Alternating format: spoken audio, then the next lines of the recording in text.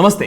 అంతర్జాతీయ పరిణామాలపై భారతీయ దృక్కోణంలో విశ్లేషించే వివరణాత్మకమైన విశ్లేషణాత్మకమైన చర్చా కార్యక్రమం గ్లోబల్ రౌండప్కి స్వాగతం. అంతర్జాతీయ వ్యవహారాల నిపుణులు విశ్లేషకులు మామిడి గిరిధర్ గారు ప్రస్తుతం నేషనల్ స్టెప్ స్టూడియోలో ఉన్నారు. ఈరోజు చాలా ఆసక్తికరమైన అంశాల గురించి మనం మాట్లాడబోతున్నాం. ఆ అంశాల గురించి ముందు చెప్పి టైం వేస్ట్ చేయకుండా డైరెక్ట్గా విషయంలోకి వెళ్ళే ప్రయత్నం చేస్తాను. ముందుగా భారత్ పర్స్పెక్టివ్లో పాజిటివ్ అంశాలుగా కనబడుతున్న కొన్నిటి గురించి మాట్లాడి అండ్ ఆయా దేశాల్లో జరుగుతున్న పరిణామాల గురించి చర్చించే ప్రయత్నం చేద్దాం. చైనాలో చాలా సిగ్నిఫికెంట్ డెవలప్మెంట్స్ కనబడుతున్నాయి అండ్ పాకిస్తాన్లో కూడా చాలా ఇంపార్టెంట్ డెవలప్మెంట్స్ మనకు కనబడుతున్నాయి. రైట్, ఫస్ట్ మనం ఒక పాజిటివ్ న్యూస్ అన్నాను కాబట్టి ఆ పాజిటివ్ న్యూస్లోకి వెళ్దాం. ముందుగా గిరిధర్ గారు వెల్కమ్ సార్, చర్చకు స్వాగతం. 24వ ఎపిసోడ్ ఈరోజు మనం చేస్తున్నాం. ఆల్మోస్ట్ 6 నెలలు గ్లోబల్ రౌండప్ చాలా విజయవంతంగా పూర్తయింది అండ్ కొనసాగుతూ వెళుతోంది. ఫస్ట్ టాపిక్ నాకు ఈరోజు కనబడుతున్నది, వరల్డ్ హెల్త్ ఆర్గనైజేషన్ కోవాక్సిన్కి ఎట్టకేలకు అనుమతించింది. అఫ్కోర్స్ ఎమర్జెన్సీ సర్వీసెస్ అని వాళ్ళు ఒకటి పెట్టడం జరిగింది. బట్ వెరస్ 16 వారాల తర్వాత కోవాక్సిన్ని WHO ఒక వ్యాక్సిన్కి గుర్తింపును ఇవ్వడం అనేది దేనికి సంకేతం? ఎందుకు ఇంత సమయం పట్టింది? ఫైజర్ లాంటివి కేవలం 6 వారాల్లోనే వాళ్ళకు అనుమతి లభించింది. కేవలం భారత్ కాబట్టి ఈ సాంకేతిక పరిజ్ఞానం విషయంలో లేకపోతే ఇక్కడున్న ఫార్మా డెవలప్మెంట్స్ విషయంలో ఇంకా వెస్ట్రన్ వరల్డ్కి నమ్మకం కుదరట్లేదు అని అనుకోవచ్చా? నమ్మకం కుదరట్లేదు అనేదానికంటే కూడా వాళ్ళ ఒక సుపీరియారిటీ కాంప్లెక్స్ ఏదైతే ఉన్నదో అది ఇక్కడ మనకు చూడడానికి మనకు కనిపిస్తోంది. ఇది ఓకే, WHOకి సంబంధించి అమెరికా కానీ ఇప్పుడు సరే టెడ్రాస్ చైనా యొక్క వ్యక్తిగా ఆయన ఉండడం అనేది మనం చూసాం మనము. అలాగే మిగతా ఇతరత్ర దాంట్లో ఉన్నటువంటి సైంటిస్ట్ కానీ వీళ్ళందరూ కూడాను వెస్టర్న్ ఫార్మస్యూటికల్ లాబీకి లోబడి ఉంటారు వీళ్ళందరూ. ఓకే, వెస్టర్న్ ఫార్మస్యూటికల్ లాబీస్ వీళ్ళని అందరినీ కంట్రోల్ చేస్తాయి. వీళ్ళందరూ అక్కడ అసైన్మెంట్కి వెళ్ళినా కానీ కూడా వాళ్ళకు మిలియన్స్ ఆఫ్ డాలర్స్ ఇచ్చి వాళ్ళని కొనేయడం అనేది చేస్తారు వీళ్ళందరూ కూడా. కాబట్టి వాళ్ళకు వ్యతిరేకంగా వాళ్ళ ఇంట్రెస్ట్స్కి వ్యతిరేకంగా ఎవరు నిలబడేటువంటి పరిస్థితి మనం మనం అలా అదే విషయం ఇక్కడ కూడా జరిగింది. కోవాక్సిన్కి ఫైనల్గా అప్రూవల్ ఇచ్చారు. దీనికి అందరూ మనం హర్షిద్దాం. ఈ కోవాక్సిన్ భారతదేశంలో నుంచి వచ్చినటువంటి వ్యాక్సిన్కి గ్లోబల్ రికగ్నిషన్ రావడం అన్నది it's a very proud moment for all of us. Correct. కాకపోతే ఎందుకు ఇంతకాలం పట్టింది? వాళ్ళు అడిగిన గొంతెమ్మ కోరికలు చూస్తే కనుక ప్రతిసారి వీళ్ళు ఆల్మోస్ట్ ఈ వారం వచ్చేస్తుంది, రేపు వస్తుంది, రేపు పొద్దున్న అనౌన్స్ చేస్తారు అనగా లాస్ట్ మినిట్లో మళ్ళీ ఏదో కొత్త డేటా కావాలని అడగడం, ఇలా వాళ్ళు సతాయించడం, ఏదో ఇది సరిపోలేదు దీన్ని క్లారిఫికేషన్ కావాలన్నాం, చాలా ప్రశ్నలతోటి వాళ్ళు దాన్ని బాగా వాళ్ళు టార్చర్ చేసినట్టు మనకు కనిపిస్తుంది. కేవలం WHO గుర్తింపు మాత్రమే కదా సార్, ఈవెన్ కోవిషీల్డ్ విషయంలో కూడా కోవిషీల్డ్ వ్యాక్సిన్ వేసుకున్న వాళ్ళు యూరప్ ముఖ్యంగా లండన్ లాంటి యూకేకి కానీ వెళ్ళాలంటే కూడా వాళ్ళకు కూడా ఆంక్షలు అనేక రకాలైన నిబంధనలు ఇంపోజ్ చేసిన పరిస్థితి గతంలో మనం చూసాం. అప్పుడు కూడా మనం డిస్కస్ చేసాం. ఇండియన్ గవర్నమెంట్ కొంచెం గట్టిగా వ్యవహరించడం వల్ల దాన్ని తీసివేయడం జరిగింది. భారతదేశం ప్రొడ్యూస్ చేసినటువంటి ఈ వ్యాక్సిన్కి ఇంతకాలం పట్టడం ఏంటి? ఫైజర్కి అంత తక్కువ టైంలో రావడం ఏంటి? మిగతా వ్యాక్సిన్లకు అంతగా టైం ఎందుకు తీసుకోకపోవడం అనేది జరిగింది అనేది. అండ్ ఒక క్వశ్చన్ కూడా మీకు యాడ్ చేస్తాను, ఎక్కువ టైం కూడా మనం తీసుకోకుండా. ఫైజర్ CEO ఆల్బర్ట్ బౌలాని అరెస్ట్ చేశారనే వార్తలు కూడా కొంత వస్తున్నాయి. అఫ్కోర్స్ కొంతమంది ఫ్యాక్ట్ చెక్ చేస్తూ ఇది కాదు, అది నిజం కాదు అని చెప్తున్నారు. ఫైజర్ విషయంలో లోపాలు ఉన్నాయని విజిల్ బ్లోవర్స్ చెప్తున్న పరిస్థితి. వాటి గురించి మనం ఎందుకని కనీసం వాళ్ళు దృష్టి సారించట్లేదు? వరల్డ్ హెల్త్ ఆర్గనైజేషన్ లాంటివి. Money speaks of course. ధనం ఎవరుంటే వాళ్ళు ఎలా చెప్తే అలా జరుగుతుంది. ఇన్ఫ్యాక్ట్ అమెరికాలో ప్రెసిడెంట్ ఎవరు ఎన్నిక అవ్వాలి అన్న దానికి చూస్తే కనుక డిఫెన్స్ ఇండస్ట్రీ, తర్వాత ఫార్మస్యూటికల్ ఇండస్ట్రీకి అనుసంధానమైనటువంటి ఇన్సూరెన్స్ ఇండస్ట్రీ, ఈ ఇండస్ట్రీసే నిర్ణయిస్తాయి. ఇన్ఫ్యాక్ట్ అక్కడ నేషనల్ హెల్త్ స్కీమ్లో వాళ్ళ నేషనల్ ఇన్సూరెన్స్లో కాంట్రాసెప్టివ్స్, తర్వాత మనకు బర్త్ కంట్రోల్ రిలేటెడ్ మెడిసిన్స్ ఉండాలా ఉండకూడదా అన్న చర్చలో ప్రెసిడెంట్ అవుతావా ప్రెసిడెంట్ అవ్వకుండా ఉంటావా అనే నిర్ణయం అవుతుంది అక్కడ. అంత కీలకమైంది అది. ఈ ఫార్మస్యూటికల్ కంపెనీస్ యొక్క గ్రిప్ అంత సాలిడ్ ఉంటుంది అక్కడ. కన్సర్వేటివ్స్ ఏం చెప్తారంటే ఇది ఉండకూడదు అంటారు వాళ్ళు. ఎందుకంటే మాకు బైబిల్లో చెప్పబడింది ఒక ప్రాణిని చంపడానికి మనకు వీలు లేదు, ప్రాణిని భగవంతుడే చూసుకుంటాడు, కాబట్టి అబార్షను ఫీటస్కి సంబంధించిన వీటన్నిటికీ వాళ్ళు వ్యతిరేకిస్తారు వాళ్ళు. డెమోక్రాట్స్ అలా కాదు, స్త్రీకి తన హక్కులు ఉన్నాయి, తన శరీరం మీద తనకు హక్కులు ఉన్నాయి, అబార్షన్ చేయించుకోవచ్చు, బర్త్ కంట్రోల్ పిల్స్ తీసుకోవచ్చు, ఇవన్నీ చేయొచ్చు అని చెప్పి వీళ్ళ ఆర్గ్యుమెంట్. ఈ ఆర్గ్యుమెంట్స్లో కనుక ఎవరైనా కొంత తేడా వచ్చిందంటే కూడా వాళ్ళ ఓట్ బ్యాంక్ దెబ్బతింటుంది. అంటే నేను ఎందుకు చెప్తున్నానంటే ఎగ్జాంపుల్ అంత కీలకమైంది ఇవన్నీ కూడా వాళ్ళకి. అమెరికాలో ఇవన్నీ దే ఆర్ వెరీ క్రూషియల్. కాబట్టి ఈ ఫార్మస్యూటికల్ ఇండస్ట్రీ యొక్క లాబీ గురించి నేను చెప్తున్నాను. దానివల్ల ప్రైసెస్ అన్నీ చాలా విపరీతంగా పెంచడము, 100 రీసెర్చ్లు చేస్తుంటే ఒక ట్యాబ్లెట్ ఎక్కడో సక్సెస్ అవుతుంది వాళ్ళది, మిగతా 90 మీద ఖర్చు పెట్టిన ఖర్చు అంతా దీని మీద వాళ్ళు రికవర్ చేస్తారు. నిజంగా ఆ ట్యాబ్లెట్ వాళ్ళు ఒక $1 అవ్వచ్చు వాళ్ళ మొత్తం మ్యానుఫ్యాక్చరింగ్ కాస్ట్, కానీ దానికి కాస్ట్ $100 ఉంటుంది. మిగతా $99 వాళ్ళు వాళ్ళ R&Dకి వాళ్ళు పెట్టిన ఖర్చులను రికవర్ చేసుకోవడానికి వాళ్ళు చేస్తారు. దాన్ని సమర్థిస్తూ అమెరికా ప్రభుత్వం ఉంటుంది. దీని లాబీ వల్ల WHOని కూడా వాళ్ళు శాసించేటువంటి పరిస్థితిలో వాళ్ళు ఉన్నారు. అందుకనే కోవాక్సిన్ని ఇంతకాలం రానివ్వకుండా చూశారు. 16 వారాలు తర్వాత కూడా ఇంకా వాళ్ళకి ప్రెషర్ ఇంకా తట్టుకోలేక వాళ్ళు ఇవ్వవలసి వచ్చిన పరిస్థితి. డిలే చేయడం వల్ల 16 వారాలు ఫైజర్ ప్రపంచవ్యాప్తంగా అమ్ముకుంటున్నారు వాళ్ళు. అంటే ఆల్టర్నేటివ్ కాంపిటీషన్ లేకుండా వాళ్ళు అమ్ముకోగలుగుతున్నారు. వాళ్ళు పెట్టిన కండిషన్స్ అన్నీ చూస్తే కనుక ఏ దేశం కూడా ఆ కండిషన్స్ని నిజంగా యాక్సెప్ట్ చేయలేదు. కానీ గత్యంతరం లేని పరిస్థితుల్లో వాళ్ళ ప్రజలకు వాళ్ళు వ్యాక్సిన్ ఎట్టి పరిస్థితులు ఇవ్వాలి అన్న ఉద్దేశంతో ఫైజర్ పెట్టిన ఆ కండిషన్స్ అన్నీ ఒప్పుకున్నాయి చాలా దేశాలు.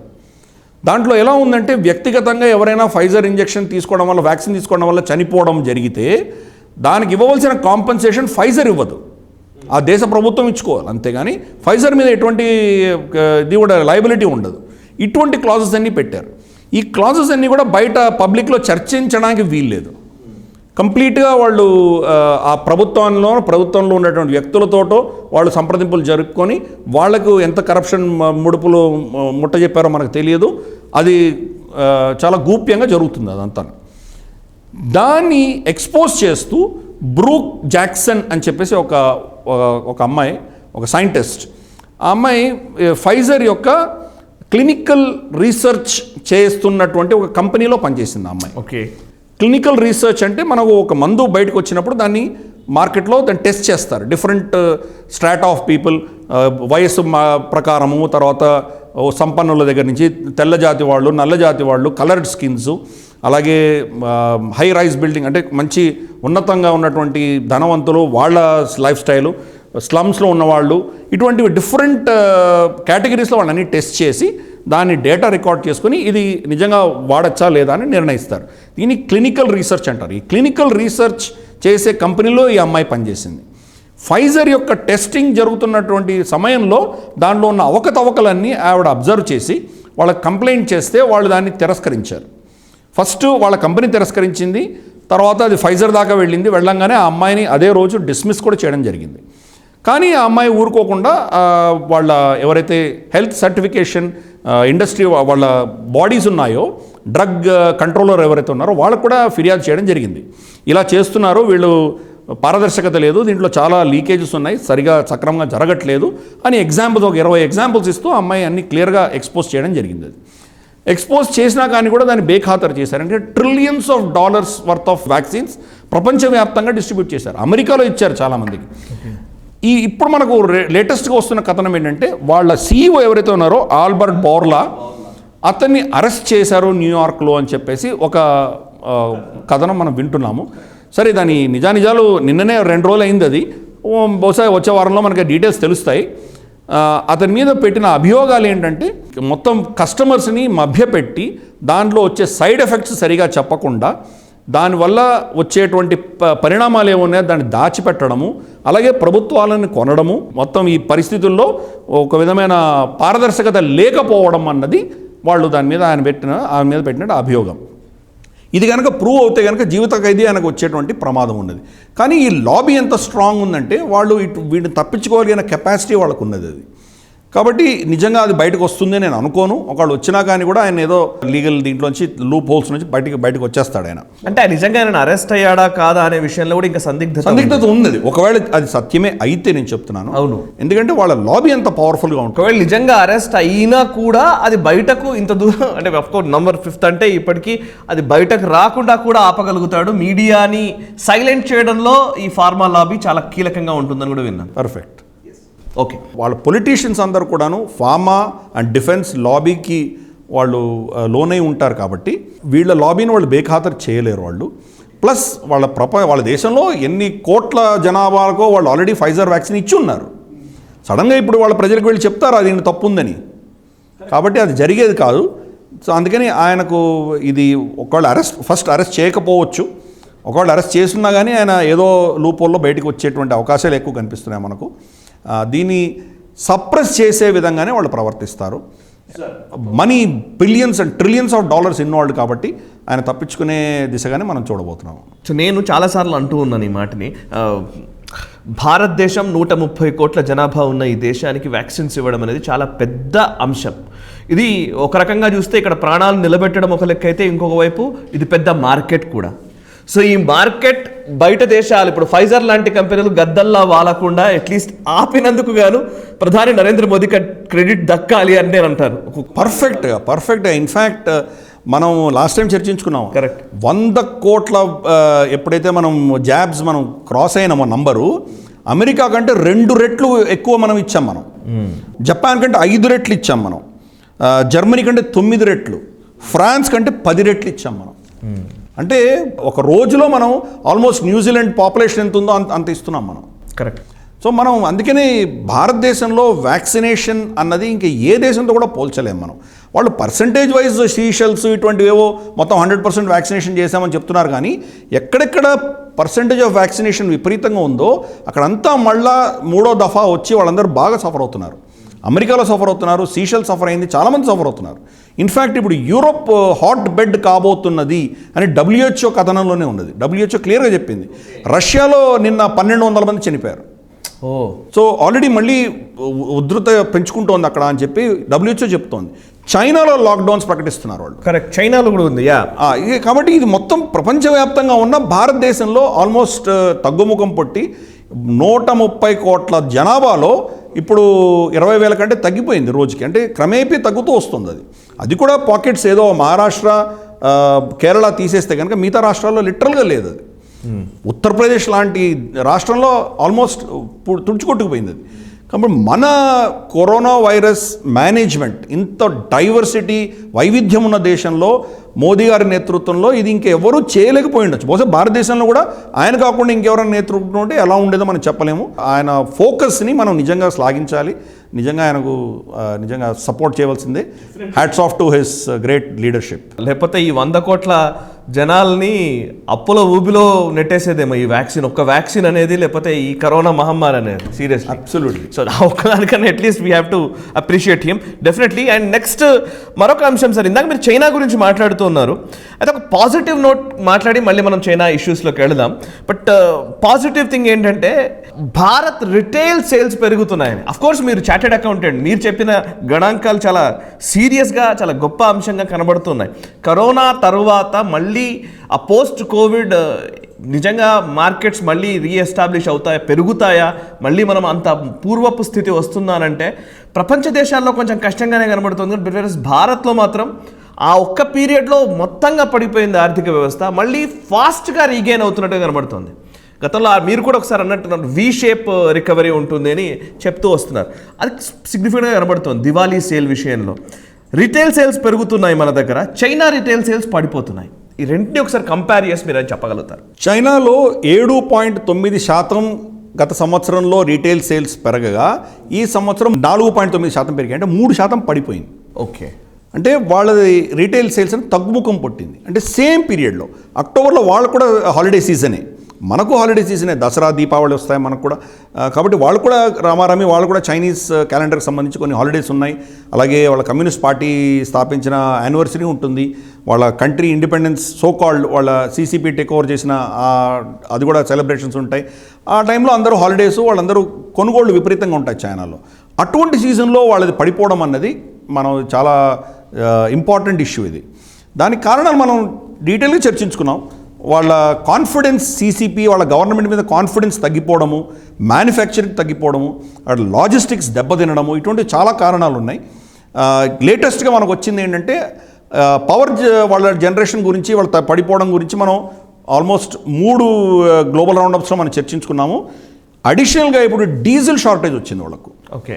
ఎందుకు అంటే కనుక మ్యానుఫ్యాక్చరింగ్ కంపెనీస్ ఏవైతే ఉన్నాయో వాళ్ళకు ఎలక్ట్రిసిటీ సప్లై ఆగిపోవడంతో డీజిల్ జనరేటర్స్ పెట్టుకుంటున్నారు. వాళ్ళు డీజిల్ జనరేటర్స్ పెట్టుకొని వాళ్ళు ప్రొడక్షన్ చేసే ప్రయత్నం చేయడంలో డీజిల్ కన్సంప్షన్ అయిపోయి డీజిల్ దొరకట్లేదు వాళ్ళకు. సో ఇటువంటి పరిస్థితుల్లో వాళ్ళు రీటైల్ చాలా దెబ్బతిన్నది. ప్రజలు ఖర్చు పెట్టడానికి సిద్ధంగా లేరు. రీటైల్లో మనకి ఇళ్ల కొనుగోలు కూడా ఉంటుంది. ఇళ్ళు కొనుక్కోవట్లేదు వాళ్ళు. ఎవర్ గ్రాండ్ ఒక కొలాప్సే కాదు, ఇంకో 4 రియల్ ఎస్టేట్ కంపెనీస్ కొలాప్స్ అయినాయి ఈ రోజు దాకా. కాబట్టి ఆ రియల్ ఎస్టేట్ ఇండస్ట్రీ దెబ్బతింటున్నది, దానికి సంబంధించిన మిగతావన్నీ దెబ్బతింటున్నాయి. ప్రజలు ఖర్చు పెట్టుకోవడానికి సిద్ధంగా లేరు. అంటే ఆ దేశంలో జనరల్ కాన్ఫిడెన్స్ తగ్గిపోయింది. ప్రజలు ఒక విధమైన నెగటివ్ ధోరణిలోకి వాళ్ళు వెళ్ళిపోయారు. దానికి భిన్నంగా చూస్తే భారతదేశంలో ఈ దీపావళి సీజన్లో 1,25,000 కోట్ల కొనుగోలు జరిగినాయని చెప్పేసి మనకు ఇండస్ట్రీ వర్గాలు మనకు గణాంకాలు ఇచ్చాయి. లాస్ట్ ఇయర్ ఎంత ఉండే సార్? లాస్ట్ ఇయర్ 72,000 కోట్లు. ఓకే. 72,000 కోట్ల నుంచి మనం ఇప్పుడు 1,25,000 కోట్లకు వెళ్ళాం. Significant jump. గతంలో ఎన్నడూ లేనంత సేల్ అన్నది మన రీటైల్ సేల్స్ అనేది జరిగింది ఈ దీపావళి సీజన్లో అని చెప్పి వాళ్ళు చెప్పడం జరిగింది. ఒక ఢిల్లీ పట్టణంలోనే 25,000 కోట్ల కొనుగోళ్లు జరిగినాయని చెప్పేసి వాళ్ళ అంచనా. అలాగే ఒక్కరోజు ధన్తేరస్ 9,000 కోట్లు విలువ చేసే బంగారం కొన్నారు దేశవ్యాప్తంగా అని చెప్పేసి వాళ్ళ ఎస్టిమేషను. అలాగే ప్యాకేజింగ్ సేల్స్ ఇవన్నీ ఒక 15,000 కోట్లు. ఆన్లైన్ సేల్స్ సిగ్నిఫికెంట్గా మనకు ఫ్లిప్కార్ట్, అమెజాన్ ఇటువంటివన్నీ ఆన్లైన్ సేల్స్. చాలామంది బయటకు వెళ్ళే పరిస్థితి లేదు, ఇంట్లోనే ఉండి వాళ్ళు కొనుగోలు చేయడం అనేది 32,000 కోట్ల దాకా చేరింది. అది ఒక ఈ సీజన్లో నేను చెప్తున్నాను.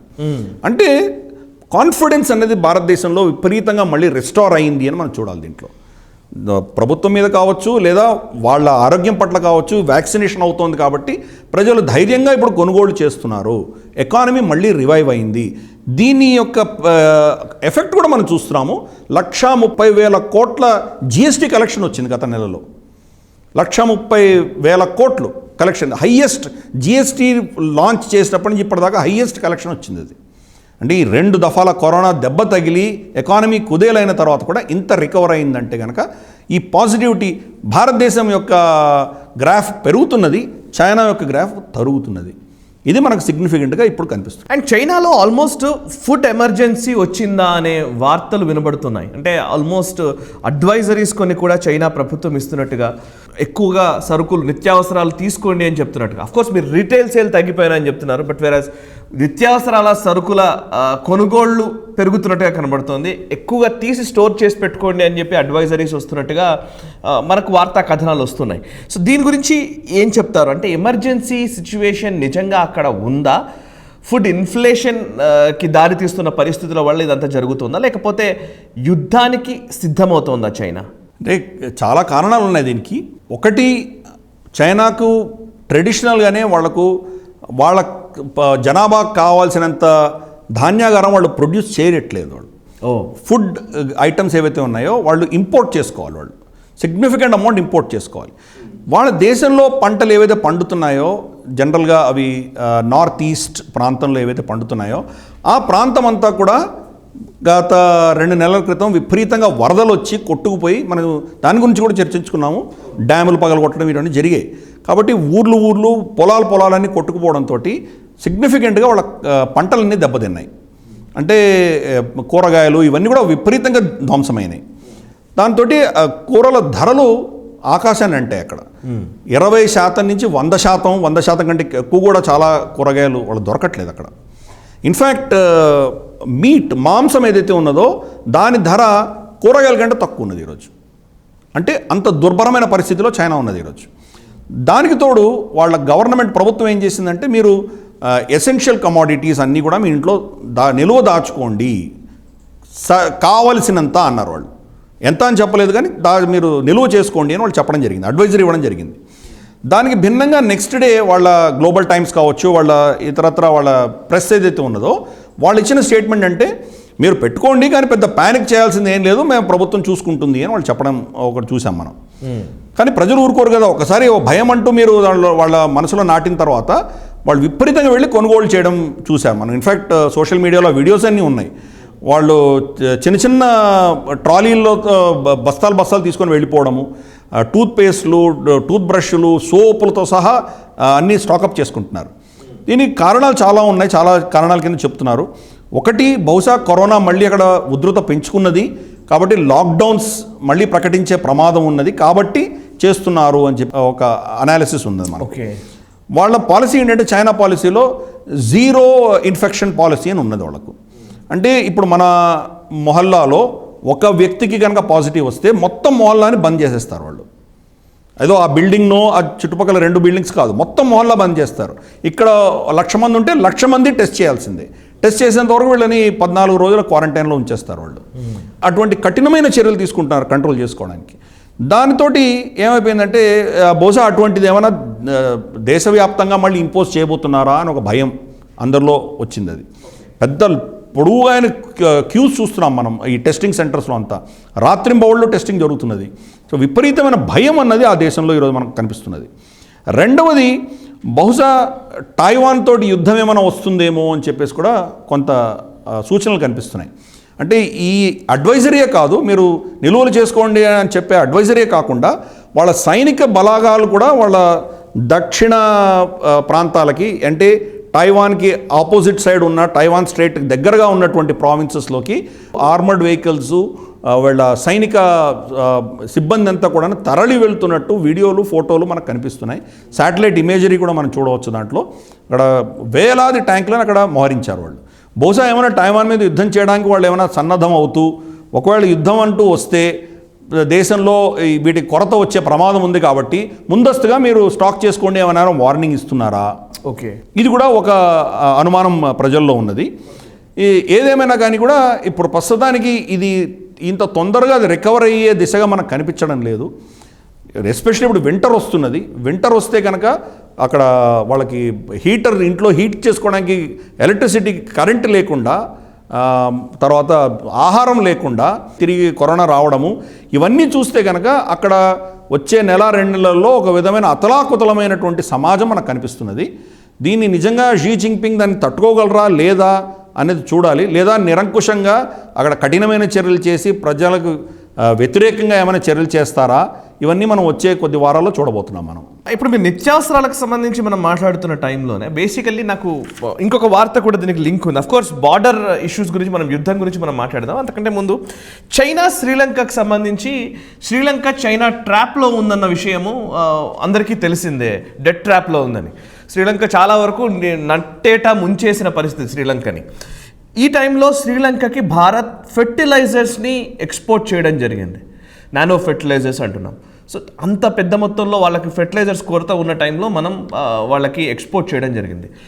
డెడ్ ట్రాప్లో ఉన్న శ్రీలంక చైనాని అర్థించాలి కానీ భారత్ వైపు ఎందుకు చూసింది? ఇది నా ప్రశ్న.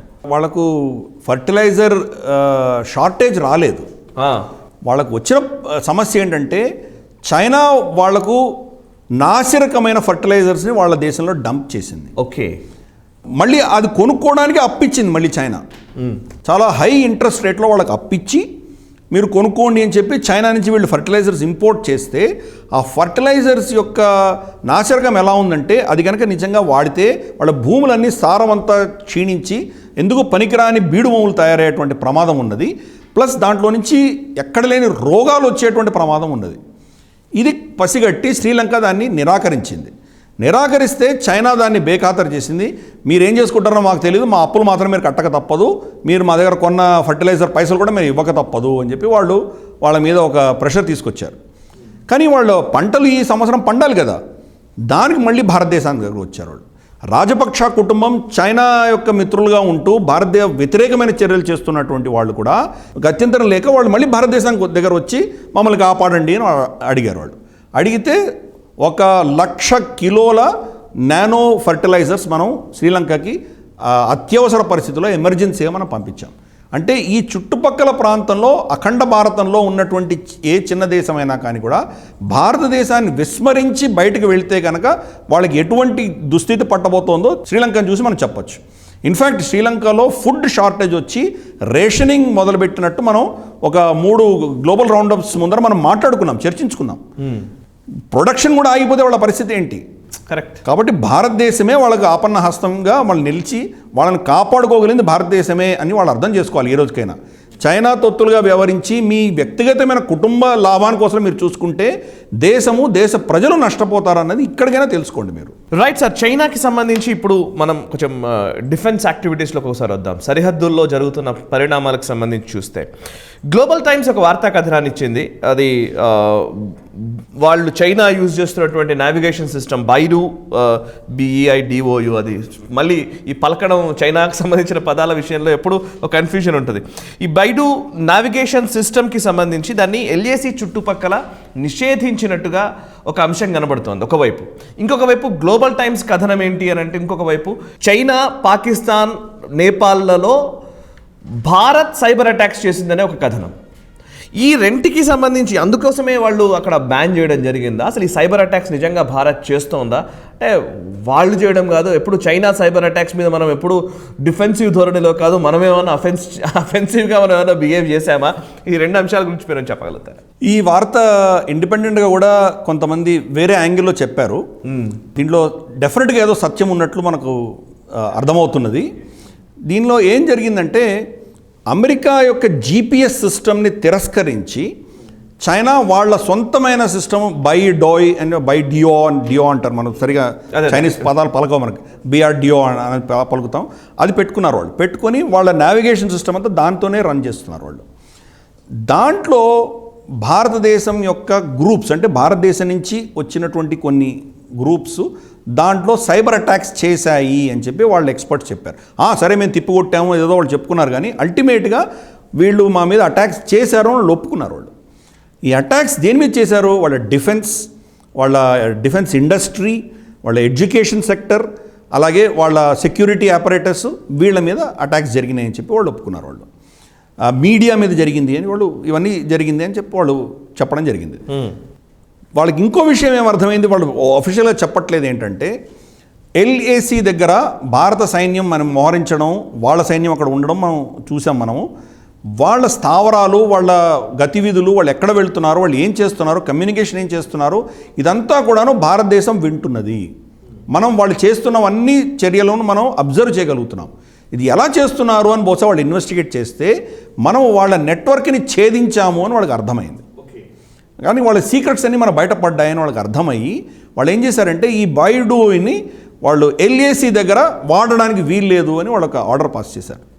అక్కడ కనుక ఆ నావిగేషన్ సిస్టమ్ వాడడం వల్లనే సైబర్ అటాక్స్ జరిగి ఉంటాయి. కరెక్ట్. దాంట్లో ఉన్న వీక్నెసెస్ని మనం పసిగట్టి అక్కడ మనం దాంట్లోకి చొరబడగలిగినాము, వాళ్ళనంతా మనం కంట్రోల్లో తీసుకోగలిగాం. అంటే కంట్రోల్ అంటే వాళ్ళు ఏం చేస్తున్నారో అర్థం చేసుకోగలుగుతున్నాం, అదే దానికి కౌంటర్ మెషర్స్ చేస్తున్నాం. అంటే వాళ్ళు ఒక మూవ్ చేస్తే భారతదేశం ఇమ్మీడియట్గా కౌంటర్ మూవ్ చేస్తోంది. వాళ్ళకి అర్థం కావట్లేదు ఎలా చేయగలుగుతోంది భారతదేశం అని. అప్పుడు ఇన్వెస్టిగేషన్లో వాళ్ళకి అర్థమైంది అనమాట ఇది. అందుకనే గ్లోబల్ టైమ్స్లో వాళ్ళు అఫీషియల్గా వాళ్ళు చెప్పలేరు, అందుకని ఒక చిన్న పదం వాడారు, పాసిబుల్ ఇంటెలిజెన్స్ బ్యాక్గ్రౌండ్ అని చెప్పారు వాళ్ళు. అంటే భారతదేశంలో ఇంటెలిజెన్స్ బ్యాక్గ్రౌండ్ వాళ్ళ సపోర్ట్ తోటి బహుశా హ్యాకింగ్ జరిగింది అని బహుశానే, కానీ అది పెద్ద న్యూస్ వార్తగా రాసేసుకున్నారు వాళ్ళు. వాళ్ళకేం ఎవిడెన్స్ లేదు, ఎవరు చేశారో ఎవిడెన్స్ లేదు. అంటే అంత చాకచక్యంగా జరిగింది ఇది. అంటే ఒక విషయం అర్థం చేసుకోవాలి, కొన్ని సీక్రెట్స్ ఉంటాయి, గుప్యమైన విషయాలు ఉంటాయి, అన్నీ భారతదేశం చెప్పదు. సెక్యూరిటీ పరంగా మనం నిషేధిస్తాం అవన్నీ.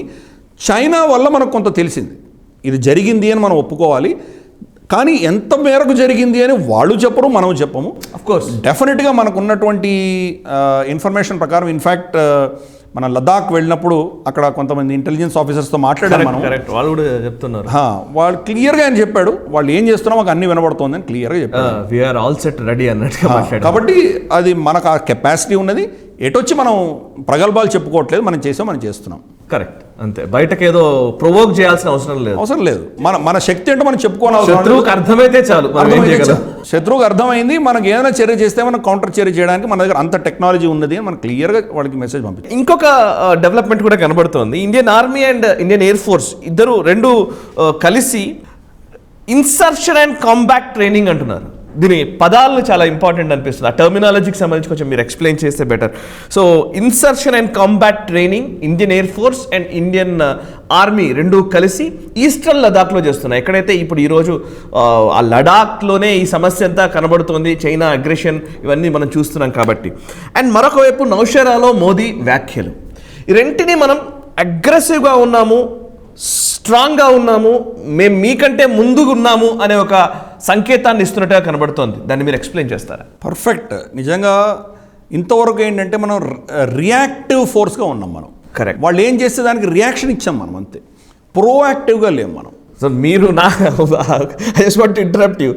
రియాక్టివ్, ప్రొయాక్టివ్ ఈ రెండు మాటలు నేను మీ నోటి నుంచి నాకు తెలిసి మీరు నాకు పరిచయమైన రోజు నుంచి పదే పదే వింటున్నాను. భారతదేశం రియాక్టివ్గా ఉండడం కాదు, ప్రొయాక్టివ్గా ఉండాలి అని మీరు పదే పదే చెప్తుంటారు. అట్లీస్ట్ ఈరోజు మీరు ఎస్ వీఆర్ మనం ఉన్నామలా అని చెప్తున్నారు. I can observe that. చెప్పండి. ప్రొయాక్టివ్గా చేసే దిశగా మనం ట్రైనింగ్ తీసుకుంటున్నాం మనం ప్రస్తుతానికి. దాన్నే ధార్మిక క్షాత్రం అన్నాను నేను, అంతే. కరెక్ట్. మనం చంపడానికో వాళ్ళని ఏదో హింసించడానికో మనం ప్రయత్నం చేయకూడదు. ఓకే. కానీ మన ఉనికి కాపాడుకోవడానికి కోసం ఒక క్షాత్రం ఉండాలి మనకు. అది ఆ ధర్మాన్ని ఆధారంగా ఉండాలి. దాన్నే నేను ప్రోయాక్టివ్ అంటున్నాను. నేను ఇంగ్లీష్ పదం ప్రోయాక్టివ్ వాడాను, బట్ మన భాషలో చూస్తే కనుక ధార్మికమైన క్షాత్రం అది మనకు ఉండి తీరాలి. ఓకే. అది మనం ఇక్కడ చూడడానికి మనకు చూస్తున్నాం. ఇక్కడ ఈస్టర్న్ లదాఖ్లో ప్రతిస్తంభనం ఉన్నది మనకు. రెండవ సంవత్సరము కఠినమైన చలిలో మన సైనికులందరూ ఇప్పుడు ఆ హైట్స్లో అంతా ఉండక తప్పట్లేదు. నార్మల్గా అంతకంటే ముందర వాళ్ళు చలికాలంలో కిందికి వచ్చేసేవాళ్ళు. అటువంటిది ఇప్పుడు ఆ ప్రాంతం అంతా కూడా మన వాళ్ళు హైట్స్లో బంకర్స్లో ఉండవలసినటువంటి పరిస్థితి ఈరోజు. మనం అక్కడ వింటర్లో వెళ్తే అసలు పిచ్చెక్కిపోతుంది. -60 degrees Celsius, -60, -50 degrees Celsiusలో మీరు మంచినీళ్ళు తాగలేరు. మీరు తాగేసరికి అది గడ్డగట్టిపోతుంది. అటువంటి చలిలో మన పిల్లలందరూ, వాళ్ళ పిల్లలే నిజంగా 25 నుంచి 30 ఏళ్ళ వయసు ఉన్నటువంటి సైనికులు అంత కఠినమైన ప్రాంతంలో వాళ్ళు ఉంటున్నారంటే దానికి చైనానే కారణం. కాబట్టి దానికి కౌంటర్ మెషర్గా మనం ఏం చేస్తున్నామంటే, ఇదివరకు మనం ఎలాగైతే కైలాష్ హిల్స్ని మనం కబ్జా చేసామో, మనం మడి కట్టుకొని చేతులు కట్టుకొని కూర్చోము, మేము ఆ కెపాసిటీని మేము డెమాన్స్ట్రేట్ చేస్తున్నాము అన్న దిశగా ఇది ఏదైతే వీళ్ళు చేస్తున్నారో ఇన్సర్షన్ అండ్ కాంబాట్ అన్నది చేస్తున్నారో. ఇన్సర్షన్ అంటే వాళ్ళ శత్రు స్థావరాల కంటే వెనకాల, అంటే బిహైండ్ ద ఎనిమీ లైన్స్ అంటారు ఇంగ్లీష్లో. వాళ్ళ స్థావరాల వెనకాల మన సైనికులని, పారాట్రూపర్స్ని పంపించడము, వాళ్ళ సప్లై లైన్స్ కట్ చేయడము, వాళ్ళను నిర్వీర్యం చేసి వాళ్ళని దాసోహం అనిపించే దిశగా మన ట్రైనింగ్ జరుగుతున్నది. ఇంతవరకు ఏముండేదంటే డిఫెన్సివ్గా ఉండేది. వాళ్ళు వస్తే మనం ఎలా అడ్డుకోవాలి, వాళ్ళకి ఎదురుగా మనం ఫర్ ఇన్స్టెన్స్ డోక్లాంలో మన వాళ్ళు నిలబడ్డారు. జాట్ రెజిమెంట్ అందరూ వెళ్ళి 6 అడుగుల పైన 7 అడుగుల పైన ఉన్న వాళ్ళందరూ నిలబడ్డారు. అక్కడ చలిలో నిలబడ్డారు. వీళ్ళగానే ఇంకొకతను వచ్చేవాడు నిలబడ్డారు. అలా నిలబడ్డాం అంటే వాళ్ళని ప్రివెంట్ చేసాం, రాకుండా ఆపగలిగాం. ఇప్పుడు అలా కాదు, వాళ్ళకు చెంపదెబ్బ కొట్టే దిశగా మనం వాళ్ళ టెరిటరీలోకి వెళ్ళి వాళ్ళకి ఏదైనా చర్య చేయడానికి ఎటువంటి నైపుణ్యం కావాలో ఆ నైపుణ్యం తీసుకునే దిశగా ఈ ట్రైనింగ్ జరుగుతున్నది. కాబట్టి ఇది చాలా వండర్ఫుల్ మూవ్. దానికి తోడు మోదీ గారు నౌషేరాలో ఆయన ఇచ్చినటువంటి స్టేట్మెంట్ కనుక మనం చూస్తే, దాంట్లో ఆయన ఏం చెప్పారంటే, భారతదేశం అనేది ఒక భూభాగం కాదు, ఇది ఒక జియోగ్రఫిక్ టెరిటరీ కాదు, ఇది ఒక సంస్కృతి, ఒక పరంపర, సివిలైజేషన్, వేల సంవత్సరాల నుంచి వస్తున్నటువంటి పరంపర ఇది. దాన్ని మనం కాపాడుకోవాలని చెప్తూ ఒక పదం వాడారు ఆయన. అఖండతాకో హమే కాయం రఖ్నా హై అన్నారు ఆయన. అఖండత అన్న పదం వాడారు ఆయన. అఖండత అన్న పదాన్ని ఎలా అయినా ఇంటర్ప్రిట్ చేసుకోవచ్చు. ఇప్పుడు ఉన్నటువంటి భారతదేశం యొక్క లీగల్ టెరిటరీని కాపాడుతాను అని అంటున్నారు ఆయన, మన కంట్రోల్లో ఉన్నది. లేదా మన లీగల్ టెరిటరీ అయిన ప్రాంతం ఏదైతే పాక్ ఆక్రమిత కాశ్మీరం కావచ్చు, లేదా చైనా ఆక్రమిత కాశ్మీరం కావచ్చు, ఈ ప్రాంతాలన్నీ వెనక్కు మళ్ళీ తీసుకునే ప్రయత్నం భారతదేశం చేస్తున్నదా, లేదా అఖండ భారత్ అనేసరికి పాకిస్తాన్ లాంటి ఒక టెర్రరిస్ట్ దేశాన్ని నిర్వీర్యం చేసి వాళ్ళని ఒక కొలాప్స్ అయ్యే దేశంగా చేసేటువంటి దిశగా మనం ఏమైనా చేస్తున్నామా? ఇవన్నీ ప్రశ్నలు ఉన్నాయి అక్కడ. ఓకే. మన ఇండియన్ ఆర్మీ ఇంతవరకు డిఫెన్సివ్ ఆర్మీ, ఇప్పుడు ప్రోయాక్టివ్ ఆర్మీగా తిరగడము, దానికి తోడు మోదీ గారు ఇచ్చిన స్టేట్మెంటు, అంటే ఇంతవరకు ఒక సివిలైజేషన్, ఒక సాంస్కృతికమైన పరంగా దీన్ని ఎవరు చూడలేదు, ఒక లీగల్ పరంగానే అందరూ చూశారు. ఎప్పుడైతే ఈ షిఫ్ట్ అన్నది మనం చూస్తున్నామో అప్పుడు మన అప్రోచ్ వేరేలా ఉంటుంది. ఈ సంస్కృతిని కాపాడాలి, భూమినే కాదు సంస్కృతిని కాపాడడానికి ఏం చేయాలి అవన్నీ కూడా చేసే దిశగా చేస్తారు. కాబట్టి ఈ యొక్క ఇండియన్ ఆర్మీ, భారత సైన్యము, భారత వాయుసేన ఈ రెండు చేస్తున్నటువంటి యుద్ధ విన్యాసము చాలా సిగ్నిఫికెంట్. ఇది దీనివల్ల మనకు వచ్చే కెపాసిటీ ఇంత అంతా కాదు, సరే మనం ఇదివరలో చర్చించుకున్నాం, మనం చేసిన ఇవన్నీ ఆర్మీ డ్రిల్స్ వీళ్ళతోటి చాలా దేశాలతో మనం చేసినటువంటి ఏవైతే ఉన్నాయో, లేటెస్ట్ బ్లూ ఫ్లాగ్ మన ఇజ్రాయెల్లో మనం చేశాము. ఇవన్నీ కూడాను మనకు ఆ కెపాసిటీ బిల్డ్ చేసినాయి. చైనా యొక్క కెపాసిటీని మనం నిర్వీర్యం చేసి పాకిస్తాన్ కెపాసిటీని నిర్వీర్యం చేయగలిగిన కెపాసిటీ మనకు వచ్చింది. ఇందాక బైడు గురించి మనం మాట్లాడుకున్నాం. పాకిస్తాన్ న్యూక్లియర్ అటాక్ చేయాలంటే కన్నా దాని నావిగేషన్ అంతా కూడా బైడును వాడుకుంటున్నారు వాళ్ళు, చైనీస్ టెక్నాలజీ వాడుకుంటున్నారు. కాబట్టి ఇప్పుడు చైనానే హ్యాక్ చేయగలిగింది, పాకిస్తాన్ ఎంత మనకు. ఆ దిశగా మనం వెళ్తున్నాం. అంటే మన గేర్ షిఫ్టింగ్ అంటాం మనం. సడన్గా జనరేషనల్ షిఫ్ట్ వస్తున్నది. గత 10 ఏళ్ల క్రితం మనకు ఉన్నటువంటి కెపాసిటీకి ఇప్పుడు ఉన్న మన కెపాసిటీకి జమీన్ ఆస్మాన్ కా ఫరక్ అంటాం కదా, ఆ లెవెల్లో మనం ముందుకు వెళ్తున్నాము. కాబట్టి ఇది వండర్ఫుల్ మూవ్ కింద మనం తీసుకోవాలి. Yes sir. అండ్ మీరు అన్నట్టుగా టెక్నాలజీ విషయంలో ఇజ్రాయెల్ భారత్కి సపోర్ట్ చేస్తుంది చాలా కాలంగా. మనం డిఫెన్స్కి సంబంధించి ప్రొక్యూర్మెంట్ విషయంలో ఆల్మోస్ట్ సెకండ్ కంట్రీ అన్నట్టు ఉంటారు. మనం ఇంపోర్ట్ చేసుకుంటున్న డిఫెన్స్ ఎక్విప్మెంట్ విషయంలో ఇజ్రాయెల్ నుంచి 2వ స్థానంలో ఇజ్రాయెల్. అట్లాంటి ఇజ్రాయెల్ ఈరోజు సౌత్ కొరియాకి సపోర్ట్ చేస్తున్న పరిస్థితి, తైవాన్కి సపోర్ట్ చేస్తున్న పరిస్థితి. సో ఇప్పుడు చైనాను ఇరుకున పెట్టడం కోసం ఇజ్రాయెల్ ఇరుకున పెట్టే విధంగా చైనా ప్రయత్నాలు చేస్తే, ఇరాన్ను లేదా హమాస్ను సపోర్ట్ చేస్తే, సో ఈరోజు ఇజ్రాయెల్ కూడా రంగంలోకి దిగింది అనుకోవచ్చా? డెఫినెట్గా హమాస్ తోటి వాళ్ళకు 11 రోజుల యుద్ధం ఎప్పుడైతే జరిగిందో, బెంజమిన్ నెతన్యాహు ప్రైమ్ మినిస్టర్గా ఉన్నప్పుడు, అప్పుడు హమాస్కి సపోర్ట్గా చైనా నిలబడింది. ఇజ్రాయెల్కి వ్యతిరేకంగా యునైటెడ్ నేషన్స్లో మాట్లాడింది. ఒక టెర్రరిస్ట్ ఆర్గనైజేషన్కి సపోర్ట్గా చైనా నిలబడింది. వాళ్ళకు యుద్ధ సామాగ్రి సప్లై చేసింది, ధనం ఇచ్చింది వాళ్లకు. ఇరాన్కి సప్లై చేసి ఇరాన్ ద్వారా వాళ్ళకి సప్లై చేయడం, ఇవన్నీ మనం గతంలో చర్చించుకున్నాం. మనది ఇజ్రాయెల్ ఊరుకుంది అప్పుడంతా. సరే యుద్ధం అయిపోయింది, అంతా సద్దుమణిగిన తర్వాత వాళ్ళ డిఫెన్స్ ఎస్టాబ్లిష్మెంట్ దీన్ని సీరియస్గా లాంగ్ టర్మ్ బేసిస్లో ప్లాన్ చేశారు. నువ్వు మా శత్రువు అయినటువంటి హమాస్కి నువ్వు సపోర్ట్ చేస్తే నీ అడ్వర్సరీస్, నీకు వ్యతిరేకమైనటువంటి 3 దేశాలకు మేము సపోర్ట్ చేస్తామని వాళ్ళు ముందుకు వచ్చారు. ఫిలిప్పైన్ సైన్యానికి వాళ్ళు ఇంటెలిజెన్స్ ఇవ్వడము, వాళ్ళకు టెక్నాలజీ ఇవ్వడము, వాళ్ళకు ఆ శక్తి పెంచే దిశగా ఫిలిప్పైన్ ఆర్మీ కూడా ఇజ్రాయెల్ సపోర్ట్ చేస్తున్నది. అలాగే సౌత్ కొరియాలో వాళ్ళ డ్రోన్ టెక్నాలజీ ఏదైతే ఉన్నదో, ఆ డ్రోన్ టెక్నాలజీకి ఇజ్రాయెల్ యొక్క టెక్నాలజీ వాళ్ళు అనుసంధానం చేసి వాళ్ళకి ఇప్పుడున్న కెపాసిటీని సిగ్నిఫికెంట్గా పెంచే దిశగా సాయం చేస్తున్నది సౌత్ కొరియాకి. సౌత్ కొరియా ప్రెసిడెంట్ మూన్ ఎవరైతే ఉన్నారో అతను చైనా సపోర్టర్, అతను చైనాను వెనకేసుకొచ్చేటువంటి వ్యక్తి. వచ్చే 2022లో ఎలక్షన్స్ జరగబోతున్నాయి. ఇప్పుడు వచ్చినటువంటి ఎస్టిమేషన్స్ ప్రకారం చైనాకి వ్యతిరేకమైనటువంటి చైనా హాక్స్ అంటారు కదా, అటువంటి ఆపోజిషన్ పార్టీసే మూన్ పార్టీ కంటే కూడా చాలా సిగ్నిఫికెంట్గా ముందంజలో ఉన్నాయి అవి. సో వాళ్ళే గెలిచేటువంటి సూచనలు మనకు కనిపిస్తున్నాయి.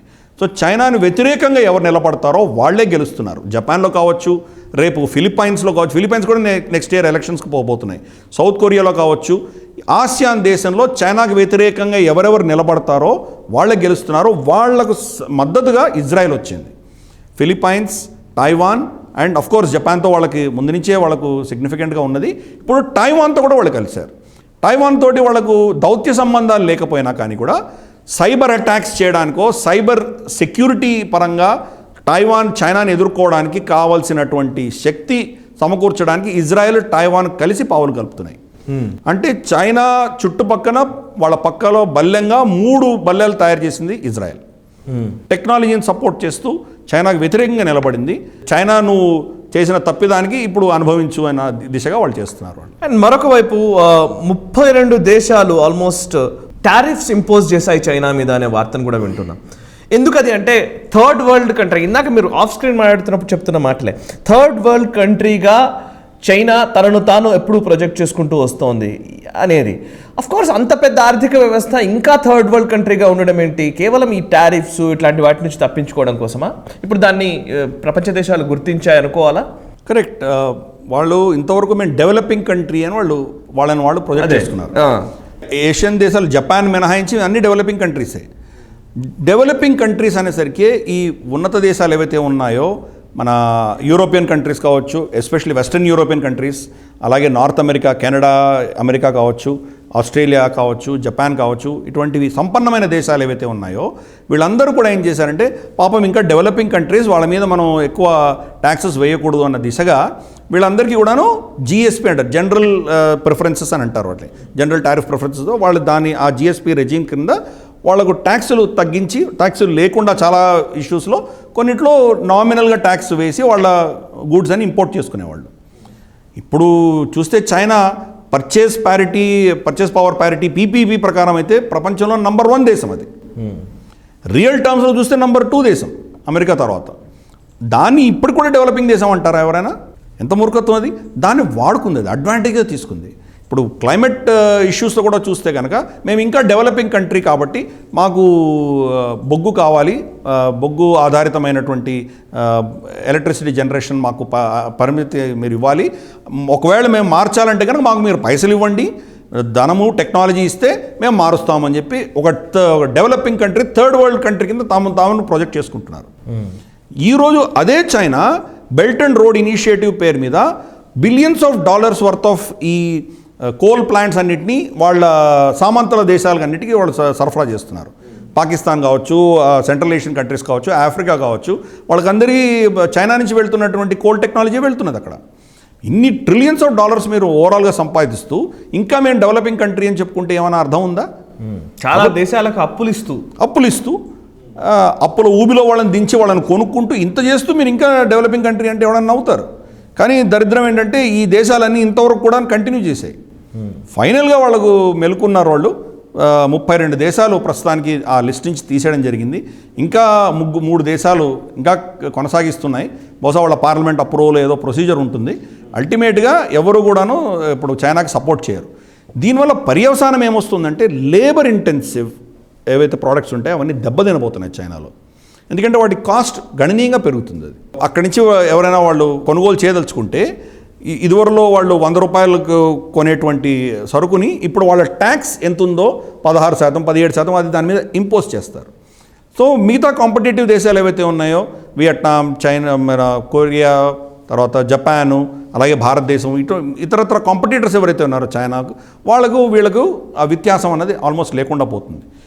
లోకల్ డొమెస్టిక్ ప్రొడక్షన్ కూడా వాళ్ళకి తేడా చాలా తక్కువ ఉండబోతోంది. కాబట్టి చైనాకు ఆల్రెడీ వాళ్ళ ప్రొడక్షన్ తగ్గిపోయి వాళ్ళ ఎకానమీ దెబ్బతిన్న సమయంలో ఇది ఒక పుండు మీద ఒక పోట్ అంటాం కదా, అటువంటిది తగిలింది. వాడు భయంకరమైన దెబ్బ తగిలింది వాళ్ళకి. దీని నుంచి వాళ్ళు నిజంగా కోలుకోగలరా లేదా అనేది మనం చూడాలి. ఓకే, వాళ్ళ రీటైల్ తగ్గింది, వాళ్ళ ఎకానమీ తగ్గింది, ప్లస్ ట్యాక్సులు అదనంగా వాళ్ళ మీద పడ్డాయి. ఓకే సార్, మరొక వైపు పెంటగాన్ ఒక రిపోర్ట్ని ఇచ్చింది వైట్ హౌస్కి. చాలా అఫీషియల్ స్టేట్మెంట్గా దీన్ని మనం చూడాల్సి ఉంటుందా? మీరు చెప్పండి. చైనా భారత భూభాగంలో ఆక్రమణలకు సంబంధించి నిజంగానే ఇక్కడ చైనా ఆక్రమణలు జరుపుతోంది అనే విషయాన్ని ధృవీకరిస్తూ పెంటగాన్ రిపోర్ట్ ఇవ్వడం దేనికి సంకేతం? ఇది గతంలో ఎప్పుడైనా ఇట్లాంటి పరిణామం కనిపించిందా? కేవలం ఈ రోజే మనం ఇప్పుడే ఒక అఫీషియల్ స్టేట్మెంట్గా దీన్ని చూడాల్సి ఉంటుందా? ఇంతవరకు కూడాను అమెరికా, భారత, చైనాల మధ్యలో జరుగుతున్న గొడవలో వాళ్ళు ఎప్పుడు జోక్యం చేసుకోలేదు. దాని గురించి పెద్దగా వాళ్ళు కామెంట్ కూడా చేయలేదు. ఇద్దరు శాంతిగా సమస్యలు పరిష్కరించుకోండి అని ఏదో స్టేట్మెంట్ ఇచ్చి వదిలేశారు అంతేగాని, గల్వాన్ యుద్ధమైనప్పుడు కూడా వాళ్ళు చైనా దీనిలో తప్పు చేసినట్టు మాకు అనిపిస్తోంది అని ఒక స్టేట్మెంట్ ఇచ్చారే కానీ కరాఖండిగా చైనా దీంట్లో అగ్రెసర్, వాళ్ళే తప్పు చేశారు అని చెప్పేసి వాళ్ళు అటువంటి స్టేట్మెంట్ ఏమి ఇవ్వలేదు. అప్పుడు ఇంకా ట్రంప్ ప్రభుత్వం ఉన్నప్పుడు కూడా ఇవ్వలేదు. ఇప్పుడు వాళ్ళ పెంటగన్ అఫీషియల్ రిపోర్ట్ వైట్ హౌస్కి సబ్మిట్ చేశారు, అంటే ప్రెసిడెంట్కి సబ్మిట్ చేయడం జరిగింది. ఆ రిపోర్ట్లో వాళ్ళు క్లియర్గా చెప్పారు, పదాలు వాడారు, ఇంక్రిమెంటల్ అండ్ టాక్టికల్ యాక్షన్స్. ఈ పదాలు వాడారు, ఇంక్రిమెంటల్ అండ్ టాక్టికల్ యాక్షన్స్. అంటే దాన్ని మనం సింపుల్గా మన భాషలో చెప్పాలంటే సలామీ స్లైసింగ్. ఈ సంవత్సరం నేను 100 అడుగులు ముందరికి వెళ్తాను, వచ్చే సంవత్సరం వాడు అడగట్లేదంటే వచ్చే సంవత్సరం ఇంకో 200 అడుగులు ముందరికి వెళ్తాను. ఇలా క్రమేపీ ఆక్రమించుకుంటున్నారు. టాక్టికల్ అంటే లోకల్ లెవెల్లో వాళ్ళు చేస్తున్నారు. సో భారతదేశం కనుక దానికి రెస్పాన్స్ చేయకపోతే కనుక అది అయిపోతుంది, వాళ్ళ కబ్జా అయిపోతుంది. ఇలా క్రమేపీ వాళ్ళు ఆక్రమించుకుంటున్నారు భూభాగం అని చెప్పి అఫీషియల్గా పెంటగన్ చెప్పడం జరిగింది. ఇంతవరకు వాళ్ళు తెలిసినా కానీ కూడా ఇప్పుడు అఫీషియల్గా చెప్పారు. కాబట్టి భారతదేశం ఇప్పుడు రేపు అమెరికాతో చర్చలు ఏమైనా చేసినప్పుడు ఈ రిపోర్టే ఆధారంగా మాకు మీరు సాయం చేయాలి అని కోరవచ్చు. అలాగే చైనాని ఏదైనా ఫోరంలో నిలదీయాలంటే కనుక ఈ రిపోర్ట్ కూడా వాళ్ళకు పనికొస్తుంది. ఇంతవరకు వాళ్ళకి తెలిసిన విషయం ఇప్పుడు అఫీషియల్గా బహిర్గతమైంది. మనకి ఎప్పటి నుంచో తెలిసిన విషయమే వాళ్ళ ప్రెసిడెంట్ కూడా ఇప్పుడు చెప్పడం జరిగింది. G20 అండ్ COP26 ఈ 2 సమావేశాలకి ప్రధాని మోదీ హాజరవ్వడం జరిగింది. అఫ్ కోర్స్ ఈ రెండు సమావేశాలకు సంబంధించి ఆల్మోస్ట్ మీడియా ఛానల్ అందరూ కూడా కొంత వార్తల్ని క్యారీ చేశారు. బట్ మీ అనాలిసిస్ ప్రకారం మామిడి గిరిధర్ గారు ఈ G20 అండ్ COP26 నుంచి టేక్ అవేస్ ఏంటి అంటే ఏం చెప్తారు? మొట్టమొదటిది మనం కాంట్రాస్ట్ చూసామంటే చైనా ప్రెసిడెంట్ షీ జిన్పింగ్ రాలేదు. First point. Okay, Russian president Vladimir Putin రాలేదు. సరే G20లో ఎలాగో లేదు, కానీ కనీసం COP26లో అయినా పాకిస్తాన్ రావాల్సింది. పాకిస్తాన్ రాలేదు. మనం ఏం చూస్తున్నామంటే ఈ చుట్టుపక్కల భారత భూఖండంలో అంటే ఆల్మోస్ట్ సీ ఆఫ్ జపాన్ దగ్గర నుంచి తీసుకొని ఇంతవరకు చూస్తే కనుక ఒక రెస్పాన్సిబుల్ దేశంగా ప్రవర్తించింది భారతదేశమే. ఇన్ఫ్యాక్ట్ మోదీ గారు వెళ్ళి పరస్పర విరుద్ధంగా ఉన్నటువంటి దేశాలందరినీ కూడా కలిశారు ఆయన వెళ్ళి. వాళ్ళకు మాటలు మంతనాలు లేవన్నటువంటి వాళ్ళని కూడా కలిశారు ఆయన. G20 యొక్క ప్రాధాన్యత ఏంటంటే ఈ 20 దేశాలని కనుక మనం కౌంట్ చేసుకుంటే ప్రపంచవ్యాప్తంగా 80% 80% పైన జీడిపి వీళ్ళ 20 మంది దగ్గర ఉన్నాయి. ప్రపంచానికి ఏం జరగాలన్నా ఈ 20 మంది నిర్ణయిస్తే కనుక అది జరిగిపోతుంది. అది దాంట్లో కూడా షీ జిన్పింగ్ రాలేదు. షీ జిన్పింగ్ చాలా చైనా నంబర్ 2 ఎకానమీ అనేసరికి సిగ్నిఫికెంట్గా ఉంటుంది, అతను రాలేదు. కానీ భారతదేశం అక్కడ చాలా కీలకమైన పాత్ర పోషించడము, అక్కడ వాళ్ళందరినీ కూడాను మనం వ్యాక్సినేషన్కి సంబంధించి ఎకానమీని రివైవ్ చేయడానికి సంబంధించి భారతదేశం యొక్క పాత్రని అందరూ కూడా కొనియాడారు అక్కడ. In fact UK prime minister Boris Johnson ఆయన్ని చాలా ఘనమైన మాటలతో సత్కరించారు. అలాగే నఫ్టాలీ బెనెట్ ఇజ్రాయెల్ ప్రైమ్ మినిస్టర్, మా దేశంలో అన్నిటికంటే పాపులర్ స్టార్ మీరే, మా పార్టీలో జాయిన్ అవ్వండి సరదాగా చెప్పడం, ఇవన్నీ చూస్తే కనుక చాలామంది గుటెరెస్ ఎవరైతే మన UN జనరల్ సెక్రటరీ ఉన్నారో ఆయన కూడా ఆయన్ని ఆదరంగా పలకరించడం, ఇవన్నీ చూస్తే కనుక భారతదేశం యొక్క గౌరవం ఎంత ఉన్నదో మనం అర్థం చేసుకోవాలి. మోదీ గారనే కాదు, భారతదేశం యొక్క కీలక పాత్ర ఈరోజు చైనా చేస్తున్నటువంటి దుశ్చర్యలకు ఎదుర్కోవాలంటే భారతదేశం కీలక పాత్ర వహించబోతున్నది. అమెరికా యొక్క నేతృత్వం తగ్గుతున్నది, చైనా యొక్క దుందుడుకు చర్యలు పెరుగుతున్నాయి. ఈ నేపథ్యంలో భారతదేశం కీలక పాత్ర పోషించబోతున్నది. అందుకని అక్కడ మోదీ గారికి వాళ్ళు అంత ఘన సత్కారం ఇవ్వడము, ఆయనకు అంత పెద్ద పీట ఇవ్వడం అనేది మనం చూసాం మనం. అలాగే COP26 వచ్చేసరికి గ్లాస్గోలో, మన స్కాట్లాండ్లో ఉన్న గ్లాస్గోలో జరిగినట్టు ఇంకా జరుగుతున్నది, నవంబర్ 12 దాకా జరుగుతున్నది. దాంట్లో వీళ్ళందరూ పెద్ద పెద్ద నేతలందరూ వెళ్ళి మాట్లాడగా చైనా నుంచి షీ జిన్పింగ్ రాలేదు కదా, ఎవరు రిప్రజెంటేటివ్ కూడా పంపించలేదు. ఒక ఏదో చిన్న స్టేట్మెంట్ రాసి ఆయన అక్కడ చదివి వినిపించారు. కనీసం G20లో ఆయన వీడియో రికార్డింగ్ అయినా వినిపించారు. ఇక్కడ వీడియో కాదు కదా, ఏం లేవు, చిన్న స్టేట్మెంట్ ఇచ్చి పంపించాడు. అంటే క్లైమేట్ పట్ల వాళ్ళకి ఎంత చిత్తశుద్ధి ఉందో మనం చూసుకోవచ్చు. వాళ్ళ పొల్యూషన్ ఇంత అంతా కాదు, చైనా చేస్తున్న పొల్యూషన్, దాని నుంచి వాళ్ళు తగ్గే ప్రసక్తి మనకేం కనిపించట్లేదు, దరిదాపులో కనిపించట్లేదు. దానికి భిన్నంగా మోదీ గారు 2070కి అంతా మేము కార్బన్ న్యూట్రల్గా ఉంటామని ఆయన అక్కడ వాగ్దానం చేశారు. ఆయన ఇది చాలా పెద్ద మాట. కార్బన్ న్యూట్రల్ కావాలంటే కనుక మనకు renewable energy or non polluting energy, మనం ప్రదూషణ లేనటువంటి ఎనర్జీని మనం 2070 వరకు చాలా తీసుకురావాలి. ఒకవేళ ప్రదూషణ వచ్చేటువంటి పరిస్థితుల్లో దాన్ని ఎలా పట్టుకోవాలి? ఫర్ ఇన్స్టెన్స్ ఇప్పుడు కోల్ తోటి మనం బొగ్గుతోటి వచ్చేటువంటి థర్మల్ ఎలక్ట్రిసిటీ ఏదైతే ఉందో, ఆ థర్మల్ ఫ్యూమ్స్ ఏవైతే ఉన్నాయో దాని నుంచి వదిలేసేటువంటి దాన్ని బయటకు పర్యావరణంలో వెళ్లకుండా దాన్ని మళ్ళీ క్యాప్చర్ చేసి దాన్ని ఇతరత్ర టెక్నాలజీస్ తోటి దాన్ని ప్రపంచవ్యాప్తంగా వెళ్లకుండా ఆపగలిగిన టెక్నాలజీస్ వెస్ట్రన్ కంట్రీస్లో ఉన్నాయి, మన దగ్గర లేవు అవి. నార్మల్గా ఇంతవరకు చర్చలు ఏం జరిగిందంటే ఏదో ఒక డెడ్ లైన్ పెట్టేవాళ్ళు, వాళ్ళు డెడ్ లైన్ మేము ఒప్పుకుంటాము కానీ మాకు ధనం ఇవ్వండి, మాకు టెక్నాలజీ ఇవ్వండి అని అడిగేవాళ్ళు. కానీ మోదీ గారు మొదటిసారి ఈ ఎటువంటి కండిషన్స్ పెట్టలేదు. అంటే మీరు మాకు ధనం ఇస్తేనో లేదా మీరు మాకు గ్రీన్ టెక్నాలజీ ఇస్తేనో అప్పుడే మేము 2070లో మేము సాధిస్తామని చెప్పలేదు ఆయన. 2070కి మేము సాధించబోతున్నామని చెప్పారు. అంటే మీ మీద ఆధారపడి కాదు చేసేది, మా దేశంలో మేము పర్యావరణం రక్షించుకోవాలన్న సంస్కృతి మాలో ఉంది కాబట్టి దాని దిశగా మేము ప్లాన్స్ వేసుకుంటాం. మీరు ఇస్తే ఇచ్చారు, దానికోసం మేము లాబీ చేస్తాము, దానికోసం అడుగుతాము, ఆ టెక్నాలజీ కోసం మేము ప్రయత్నం చేస్తాం. మీరు ఇచ్చినా ఇవ్వకపోయినా మాత్రం మేము ఆగము. ప్రజల కోసం, మా ప్రజల కోసం, వచ్చే భావి తరాల కోసం, ఈ పృథివీ కోసం, ఈ ధరామాత కోసం మేము చేస్తాము అని ఆయన చెప్పడం జరిగింది. 2070 డెడ్ లైన్ ఇచ్చారు. సరే, ఆయన క్రిటిసైజ్ చేశారు. మిగతా అమెరికా లాంటి దేశాలలో 2050కి టార్గెట్ ఉంటే వీళ్ళు 2070 అంటున్నారు కదా. చైనా 2060 అనింది. 2070 కూడా మనం సాధించలేము అని చాలామంది నిపుణులు, విశ్లేషకులు చెప్తున్నారు. ఎందుకంటే మనం ఇంకా డెవలపింగ్ కంట్రీ. మనకు ఇంకా పేదరికం చాలా విస్తృతంగా ఉన్నది. నిరుద్యోగులు ఇటువంటివి చాలా మనకు ప్రశ్నలు చాలా ఉన్నాయి మనకు. వీటినన్నింటినీ అధిగమించి మనం 2070 లోపల ఇది తీసుకురావాలంటే చాలా కష్టమైన విషయం. న్యూక్లియర్ టెక్నాలజీ తీసుకొస్తామా? న్యూక్లియర్ టెక్నాలజీ మనకు రావట్లేదు. ఎందుకంటే న్యూక్లియర్ టెక్నాలజీ ఇచ్చే వాళ్ళందరూ చాలా ఆంక్షలు పెడుతున్నారు. ఒకవేళ యాక్సిడెంట్ అయితే కన్నా మా మీద ఏమి లయబిలిటీ ఉండకూడదని వాళ్ళు పెట్టుకుంటున్నారు. కాబట్టి న్యూక్లియర్ టెక్నాలజీ పెద్ద గొప్పగా రాలేదు మన్మోహన్ సింగ్ గారు చేసినటువంటి డీల్ తర్వాత. మిగిలింది ఏంటి మనకు? మిగిలిందంతా మనకు విండ్ ఎనర్జీ, సోలార్ ఎనర్జీ, అలాగే బయో ఫ్యూయల్, తర్వాత హైడ్రోజన్ టెక్నాలజీ. నితిన్ గడ్కరీ గారు చెప్పింది మనం ప్రపంచానికి ఎక్స్పోర్ట్ కూడా చేయబోతున్నామని చెప్పారు ఆయన. సో ఇటువంటి ప్రత్యామ్నాయాలన్నీ తీసుకొచ్చి ఎలా తగ్గించగలరు అన్నది ఒక ప్లాన్ ఆఫ్ యాక్షన్ ఆలోచన చేశారని నేను అనుకుంటున్నాను. మోదీ గారు ఒక టార్గెట్ పెట్టారంటే దానికి టార్గెట్ కోసం మొత్తం యావత్ యంత్రాంగాన్ని ఆయన వినియోగిస్తారు. కాబట్టి 2070 అంటే బహుశా 5 ఏళ్ళు అటు ఇటు మ్యాక్సిమం ఇది తప్పకుండా భారతదేశం అచీవ్ చేస్తుంది. ఇది భారతదేశానికే కాదు యావత్ మానవాళికి కూడా ఒక మంచి డెసిషన్ కింద మనం తీసుకోవాలి. రైట్, ఒకసారి పాకిస్తాన్ ఇష్యూస్లోకి వెళ్దాం సార్. చాలా కీలకమైన పరిణామం కనిపిస్తోంది. తెహ్రీకే లబ్బేక్, దీని గురించి మీరు చాలా రోజుల నుంచి చెప్తూ ఉన్నారు. టీఎల్పీకి సంబంధించి అదొక పెద్ద తలనొప్పిగా ఇమ్రాన్ ఖాన్కు ఎదురైన పరిస్థితి కనబడుతోంది. సో అట్లాంటి టీఎల్పీ తోటి పాకిస్తాన్ ప్రభుత్వం ఒప్పందం చేసుకుంది. అఫ్కోర్స్ ఒప్పందానికి సంబంధించి వివరాలు బయటకు రాలేదు. బట్ వెరాజ్ ఓవరాల్గా పాకిస్తాన్ మీడియాని మీరు రెగ్యులర్గా అబ్జర్వ్ చేస్తుంటారు కాబట్టి అక్కడ జరుగుతున్న చర్చ ఏంటి?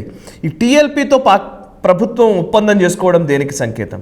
టీఎల్పీ డిమాండ్స్ చిన్నవి కావు.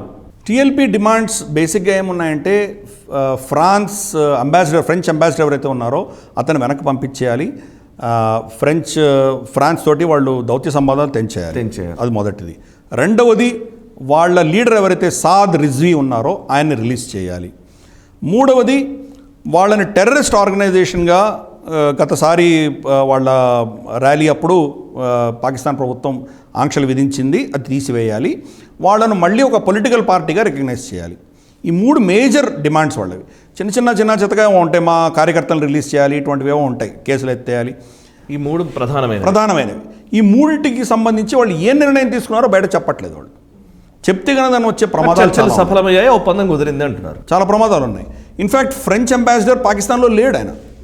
ఆయన జీవితం మీద ఎప్పుడైనా థ్రెట్ ఉంది, ఆయన బయటకు వస్తే కనుక ఆయన చంపేటువంటి ప్రమాదం ఉంది. కాబట్టి ఆయన స్వయంగా అంటే వాలంటరీగా ఆయన మళ్ళీ ఫ్రాన్స్కి వెళ్ళిపోయాడు. ఆయన ఫ్రెంచ్ అంబాసిడర్ లేడు అక్కడ. కనీసం ఈ మాట అయినా చెప్పాలి కదా వాళ్ళు. అది మరి ఏం చెప్పారో మనకు తెలియదు. సాద్ రిజ్వీని ఈరోజు దాకా ఇంకా రిలీజ్ చేయలేదు. బహుశా రిలీజ్ చేస్తామని చెప్పి ఒప్పుకున్నట్టున్నారు వాళ్ళు. అందుకని ఆ రిలీజ్ చేసేంత వరకు కూడాను వాళ్ళ కార్యకర్తలందరూ కూడా రోడ్డునైతే వాళ్ళు బ్లాక్ చేయడం మానేశారు. కానీ దాని చుట్టుపక్కల ఉన్న ఆ ప్రాంతం అంతా కూడాను వాళ్ళు అంటే లాహోర్ నుంచి ఇస్లామాబాద్కి వెళ్ళే దారిలో అక్కడ ఇంకా వాళ్ళు తిష్ట వేసి కూర్చున్నారు. వాళ్ళ ఇళ్ళకు వాళ్ళు వెళ్ళలేదు. అదేదో డెడ్ లైన్ మేబీ ఈ వారంలో 2-3 రోజుల తర్వాత కనుక సాద్ రిజ్వీ రిలీజ్ అవ్వకపోతే బహుశా మళ్ళీ బ్లాకేట్ చేసేటువంటి అవకాశాలు ఉన్నాయి. సో మిగతా కార్యకర్తలందరినీ వాళ్ళు వదిలిపెట్టారు. ఆపోజిషన్ ఏం చెప్తోందంటే మీరు ఏం ఒప్పందం చేశారో వాళ్ళతోటి అది మీరు పార్లమెంట్ సాక్షిగా వచ్చి చెప్పండి. ఎందుకంటే ఇది మీ ఒక్క విషయమే కాదు, ఇది దేశవ్యాప్తంగా అందరూ దీనివల్ల అఫెక్ట్ అయ్యేది. ఒక టెర్రరిస్ట్ ఆర్గనైజేషన్ని మీరు మళ్ళీ పొలిటికల్ పార్టీగా రికగ్నైజ్ చేస్తున్నారా? నిన్నటిదాకా వాళ్ళు టెర్రరిస్ట్ ఆర్గనైజేషన్ అని చెప్పినటువంటి మీరు ఈరోజు మళ్ళీ వాళ్ళు ఎలక్షన్లో కంటెస్ట్ చేసే సదుపాయం కలిగించబోతున్నారా అని ప్రశ్నిస్తున్నారు వాళ్ళు. ఫవాద్ చౌదరి వాళ్ళ ఐటీ మినిస్టర్ ఎవరైతే ఉన్నారో అతను గతంలో ఈ తెహ్రీకే లబ్బేక్ పాకిస్తాన్ భారతదేశం నుంచి వాళ్లకు ఫండింగ్ వచ్చింది అని చెప్పి ఆయన స్టేట్మెంట్ ఇచ్చారు. ఆ స్టేట్మెంట్ దృష్ట్యా ఈ చర్చలలో ఆయన రావడానికి వీల్లేదని టీఎల్పీ ఆంక్షలు విధించింది.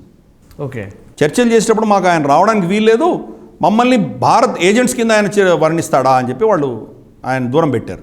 ఫవాద్ చౌదరి ఏ బేసిస్ మీద ఈ స్టేట్మెంట్ ఇచ్చాడు అని ఆరా తీస్తే మన హైదరాబాద్ ఎంపీ అసదుద్దీన్ ఓవైసీ ఆయన ట్వీట్స్లో ఈ తెహ్రీకే లబ్బేక్ పాకిస్తాన్కి కొంత సపోర్ట్ చేస్తున్నటువంటి ట్వీట్స్ కనిపించినాయి. అక్కడ పాకిస్తాన్ ప్రభుత్వం దీని సమస్యల్ని చర్చలతోటి పరిష్కరించాలి అన్నట్టు ఏదో శాంతియుతంగా చేయాలన్నట్టు ఈయన ఏదో స్టేట్మెంట్ ఇచ్చారు. కాబట్టి భారతదేశం నుంచి చూడు తెహ్రీకే లబ్బేక్ పాకిస్తాన్కి సపోర్ట్ వస్తున్నది అని చెప్పి దాని ఆధారంగా ఫవాద్ చౌదరి భారతదేశం రా ఏజెన్సీస్ అందరూ చేస్తున్నట్టు చెప్పారు.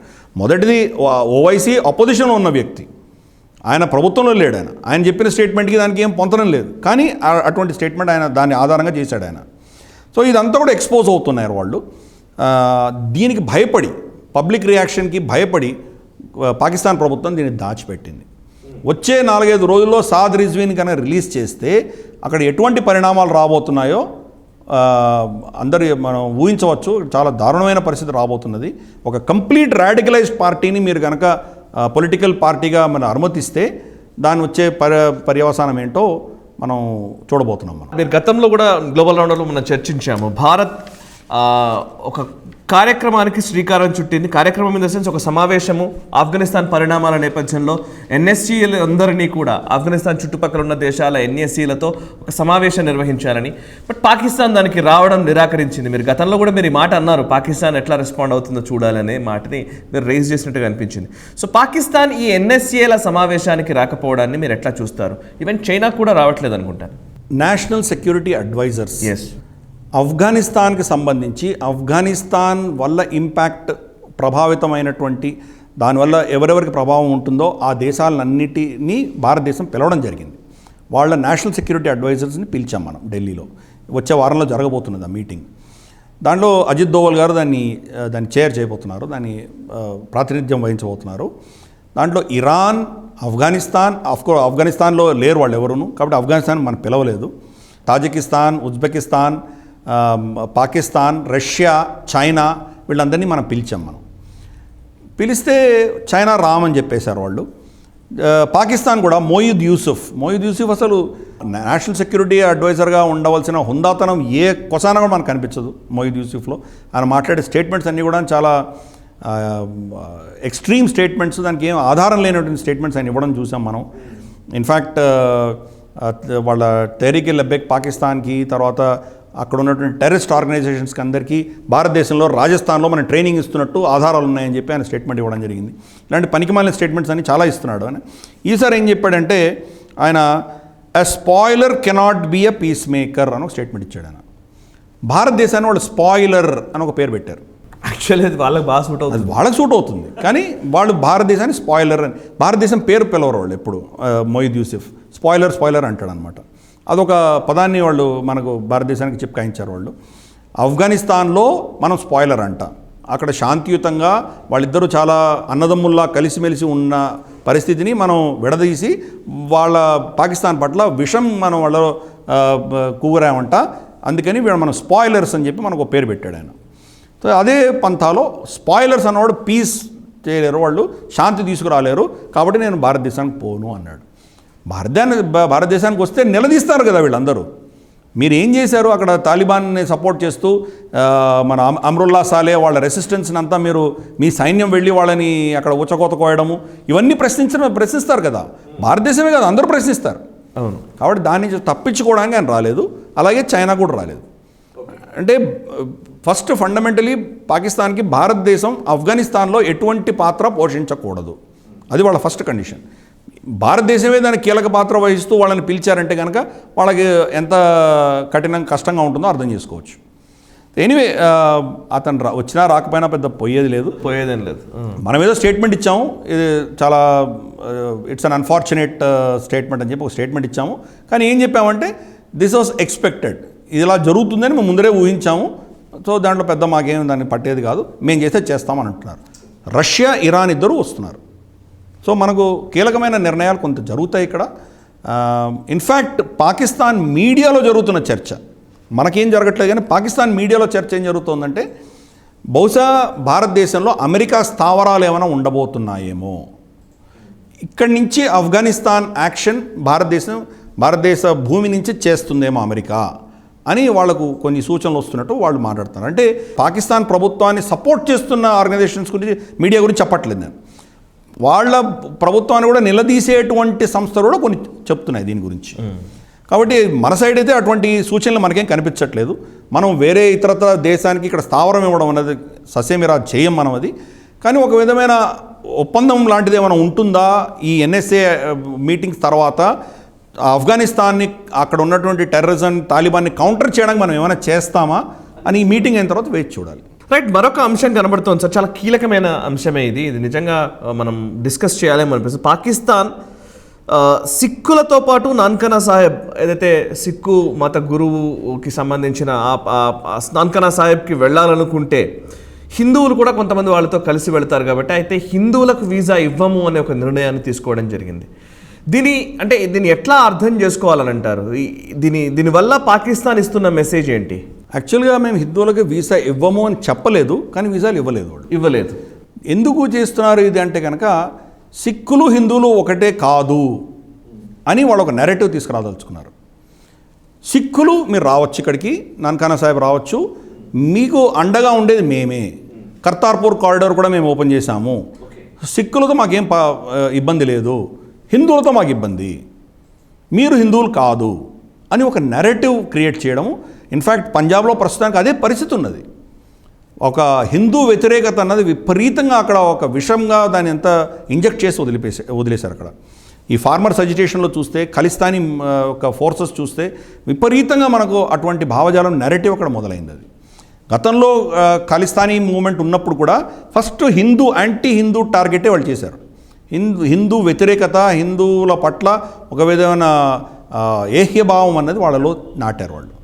అది మళ్ళీ చేసే ప్రయత్నం చేస్తున్నారు. ఓకే, గురునానక్ దగ్గర నుంచి తీసుకొని గురు గోబింద్ దాకా వాళ్ళ పేర్లని గురు హర్గోబింద్, గురు అర్జున్ దేవ్, అవన్నీ హిందూ పేర్లే కదా. ఇన్ఫ్యాక్ట్ గురు గ్రంథ్ సాహెబ్లో రాముడి గురించి, కృష్ణుడి గురించి 100 సార్లు వర్ణించబడింది. వాళ్ళకు మనకేం తేడా లేదు. సిక్కిజం అన్నది హిందూ ఒక పెద్ద మన సంస్కృతిలో ఒక భాగం మాత్రమే. జైన, సిక్, బౌద్ధ ఇటువంటివి ఎన్నో ఉన్నాయి మనకు. ఎన్నో అంశాల్లో శాక్తము, శైవము, వైష్ణవం ఇటువంటి ఎన్నో, సిక్కిజం కూడా ఒకటి. అది మనం అలా పరిగణిస్తాం. దానికి భిన్నంగా వీళ్ళు హిందువులు కాదు అన్న నెరేటివ్ తీసుకురావడానికి కోసం ఇది చేశారు. ఇది భారతదేశంలో మనలో ఉన్నటువంటి ఈ మైనర్ డిఫరెన్సెస్ని వాడుకొని ఒక వైషమ్యాలు క్రియేట్ చేసే దిశగా వాళ్ళు ప్రయత్నం చేసే దాంట్లో భాగంగా నేను భావిస్తాను. Right sir, thank you very much Mamidi Giridhar గారు. చాలా అంశాల గురించి విశ్లేషణ అందించారు. Thank you very much. Almost 1 hour ఆగకుండా ఈ ఇంటర్వ్యూ చూస్తున్న వాళ్ళు చాలామంది ఉన్నారు. వాళ్ళందరికీ పేరు పేరున ధన్యవాదాలు. అండ్ ఇందులోని బిట్స్ని కూడా ఒక్కొక్కటిగా చేసి మేము కట్ చేసి మీకు అందించే ప్రయత్నం కూడా చేస్తాము. ప్లీజ్ గ్లోబల్ రౌండప్ ఈ ప్రయత్నాన్ని ఆశీర్వదించండి. మీరు ఆల్రెడీ దీన్ని ప్రోత్సహిస్తున్నట్లయితే, ఆదరిస్తున్నట్లయితే దాన్ని కొనసాగించండి. అండ్ గ్లోబల్ రౌండప్ ఎక్కువ మందికి రీచ్ అయ్యే విధంగా మీరు మాకు సహకరిస్తారని నేను విశ్వసిస్తున్నాను. వై? బికాజ్ ఇట్లాంటి అంశాలు తెలుగు మీడియా మీకు అందించదు. అంతర్జాతీయ పరిణామాలకు సంబంధించి భారతీయ దృక్కోణం చాలా అవసరం. అంతర్జాతీయ పరిణామాల గురించి మనం తెలుసుకోవడము, తద్వారా భారతదేశ పురోభివృద్ధిలో పాలు పంచుకోవడము, భాగస్వాములు కావడం అనేది అత్యంత అవసరమనే ఒక సదుద్దేశంతో ఈ చర్చా కార్యక్రమాన్ని నేషనలిస్ట్ హబ్ తీసుకుంది. అండ్ ఈ కార్యక్రమాన్ని ఎక్కువ మందికి రీచ్ చేయాల్సిన బాధ్యత మనందరిది. చూస్తూనే ఉండండి నేషనలిస్ట్ హబ్. మనసా వాచా కర్మణ, దేశ హితం కోసం.